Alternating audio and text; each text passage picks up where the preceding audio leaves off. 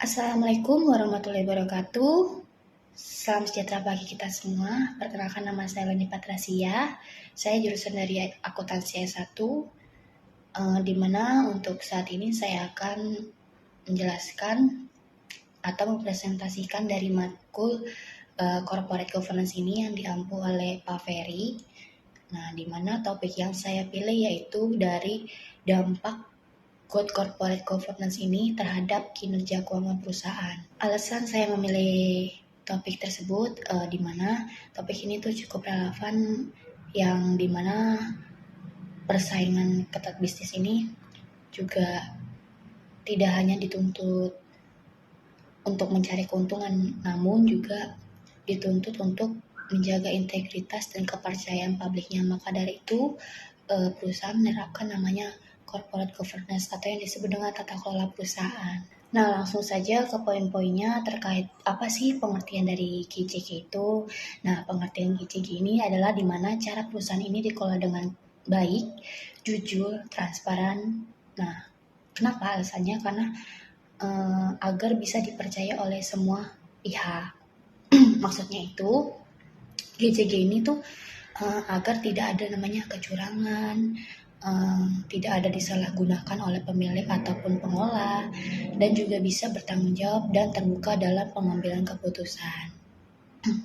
Nah, untuk tujuan GCG ini diterapkan untuk perusahaan tuh lebih sehat dan lebih profesional. Selain itu juga menjaga kepercayaan investor, karyawan, pelanggan, dan mencegah korupsi atau manipulasi laporan keuangan. Nah, selain itu di mana corporate governance ini juga memiliki prinsip. Nah, di mana prinsip-prinsip itu seperti transparansi, di mana transparansi ini sifatnya terbuka soal informasi penting. Nah, yang kedua ini akuntabilitas, yang di mana adanya bertanggung jawab atas keputusan. Yang ketiga ini adanya taat hukum atau aturan yang berlaku pada perusahaan.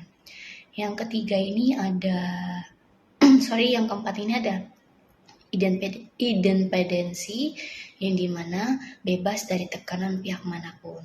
Nah, selain itu juga terakhir ada fairness, yang dimana perusahaan tuh harus bersikap secara adil terhadap semua pihak, tidak ada perbedaan satupun, tidak ada perbedaan sama sekali.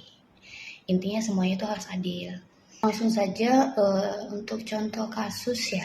Contoh kasus ini tuh kebetulan saya memiliki pengalaman pribadi, yang dimana kebetulan di tahun 2025 ini di awal saya baru pertama kali mendaftar di bulan Februari ini sebagai driver Shopee Food.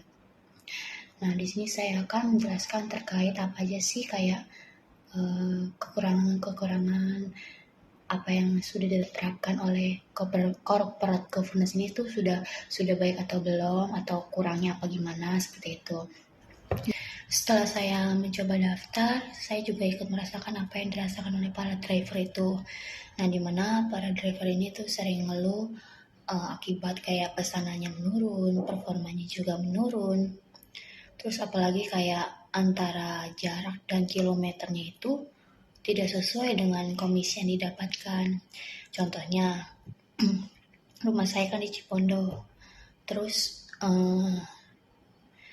untuk pengantarannya ke daerah misalnya Tangerang Selatan itu cuma didapat sekitar 15-20 ribu saja.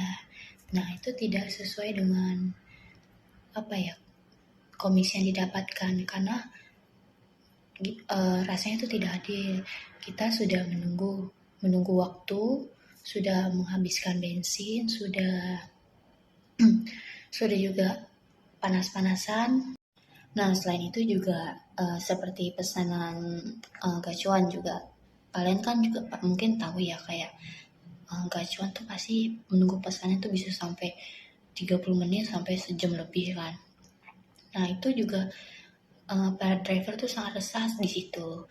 Apalagi dengan komisi yang didapat, walaupun pengantarannya dekat 8.000, tapi kan waktu menunggunya juga lama kan, seharusnya bisa mendapatkan orderan baru. Nah, ini malah kita harus menunggu begitu lamanya satu pesanan saja. Seperti itu. Apalagi komisi yang didapat hanya 8.000 saja, bukan kita nggak bersyukur, cuman seharusnya pihak Shopee itu harus memperhitungkan para driver tuh kayak apa yang ditunggu, komisi bensinnya nggak dihitung sama mereka. Nah, maka dari itu kan sering banyak ya kayak para driver ini komplain atau enggak melakukan aksi demo juga ke pihak perusahaan, cuman tetap saja tidak didengar, malah makin jadi platform perusahaan tersebut malah makin tidak mendengarkan keluhan-keluhan para driver juga. Ya gimana ya, mungkin perusahaan juga memiliki alasan juga, mungkin kita tidak tahu apa alasannya. Nah, mungkin dari sini kita kan bisa lihat nih bahwa ketika prinsip corporate governance ini, terutama di transparansi, di fairness, atau di akuntabilitas ini tidak dijalankan secara maksimal, maka mitranya sebagai mitra kita tuh merasa dirugiin. Nah, untuk kesimpulannya aja, jika corporate governance dilakukan dengan baik, dengan jujur dan lebih transparan, mungkin kejadiannya tuh nggak akan seperti ini. Kan sudah dilihat dari contoh kasus tersebut bahwa perusahaan tersebut tuh tidak terlalu transparan, tidak terlalu adil untuk para driver tersebut. Makanya banyak yang para driver ini komplain kepada perusahaan, namun ya gitu, hasil tetap nihil aja. Mungkin di tanggal 17 kemarin itu masih ada jawaban dan dikasih haknya, walaupun tidak banyak sih, cuma ya cukup lah. Nah, seperti itu. Maka dari itu mungkin untuk perusahaan lebih diperbaiki lagi untuk penerapannya dan lebih transparan lagi. Seperti itu aja untuk saran saya. Kurang lebihnya mohon maaf. Wassalamualaikum warahmatullahi wabarakatuh.